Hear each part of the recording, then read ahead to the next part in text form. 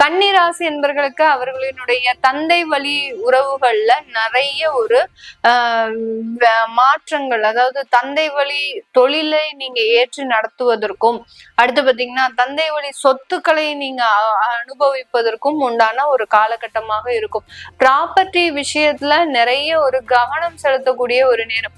உங்களுக்குன்னு தனியா ஒரு ப்ராப்பர்ட்டி வாங்குறதும், அடுத்து பாத்தீங்கன்னா அப்பா வழி சொத்துக்கள்ல இருந்து ஒரு ஷேர் உங்களுக்கு வர்றதும், அடுத்து பாத்தீங்கன்னா பூர்வீக சொத்துக்கள்ல இருந்து உங்களுக்கு ஒரு நல்ல ஒரு மாற்றங்கள் வர்றதும், பூர்வீக சொத்தை நீங்க நல்ல ஒரு ரெனோவேட் பண்ணணும் அப்படின்னு நினைக்கிறதும், இந்த மாதிரியான அந்த சொத்து சம்பந்தப்பட்ட விஷயங்கள்ல நிறைய ஒரு மாற்றங்கள் இந்த கன்னிராசி என்பர்களுக்கு அடிக்கடி இந்த மாதத்துல ஏற்படக்கூடிய ஒரு நேரமாக இருக்கும்.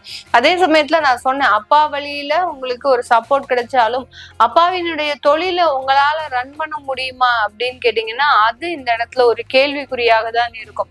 அந்த தொழில பெரிய அளவுக்கு உங்களுக்கு பிடித்தமான ஒரு சூழ்நிலைகள் இல்லை, இந்த தொழிலை வச்சு ரன் பண்றதுக்கு நான் சும்மாவே இருந்துடலாம் அப்படின்ற மாதிரியாக அந்த அப்பாவினுடைய தொழில்ல மிக பெரிய அளவுக்கு உங்களுக்கு சாதகமான பலன்கள் இருக்காது.